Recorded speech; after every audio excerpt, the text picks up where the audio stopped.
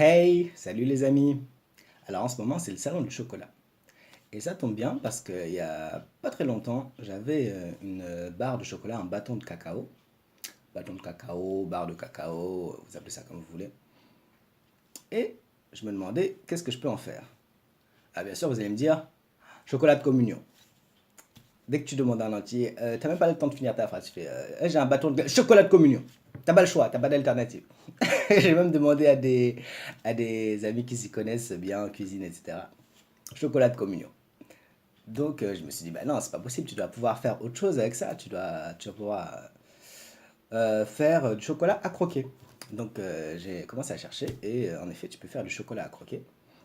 J'ai réussi à en faire et je vais vous montrer comment faire.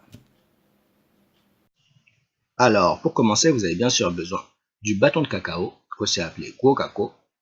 Bon, le mien ressemble un peu à un étron, mais c'est pas grave. Et ensuite, il y a seulement deux autres ingrédients, c'est le sucre glace et le beurre. La première étape, c'est de faire fondre donc, le cacao au bain-marie. Donc le bain-marie, pour ceux qui ne connaîtraient pas, c'est quand tu mets une casserole d'eau bouillante au-dessous, au-dessous d'un pot, d'un autre récipient, donc pour faire fondre le chocolat, mais pas trop brutalement. Et on obtient donc cette poudre.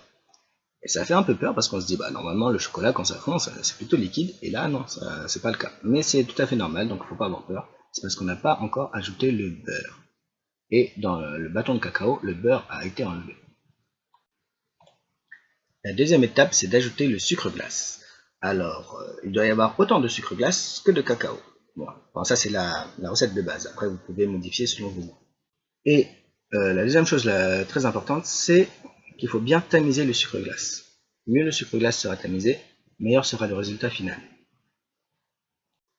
Ensuite, il faut laisser refroidir à 34 degrés. Donc en clair, on le sort du feu. Hein.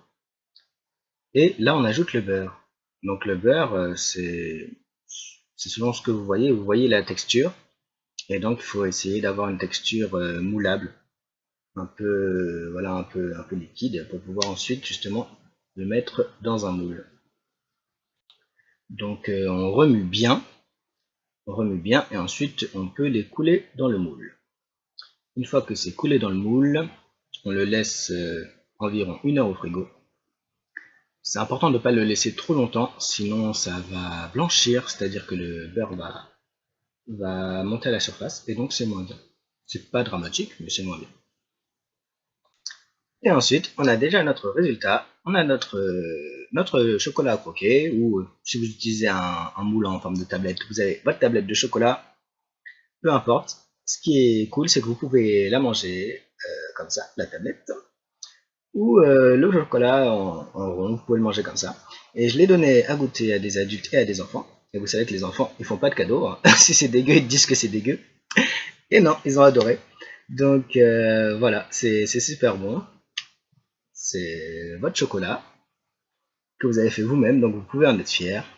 Et en plus de ça, après, rien ne vous empêche de faire d'autres choses avec. C'est-à-dire que si vous voulez l'utiliser pour faire des brownies ou pour faire d'autres recettes, vous pouvez totalement. C'est libre à vous. Et ça, c'est vraiment le gros avantage, c'est que vous pouvez en faire ce que vous voulez. Donc voilà, on se voit à la prochaine vidéo. Bonne dégustation et amusez-vous bien.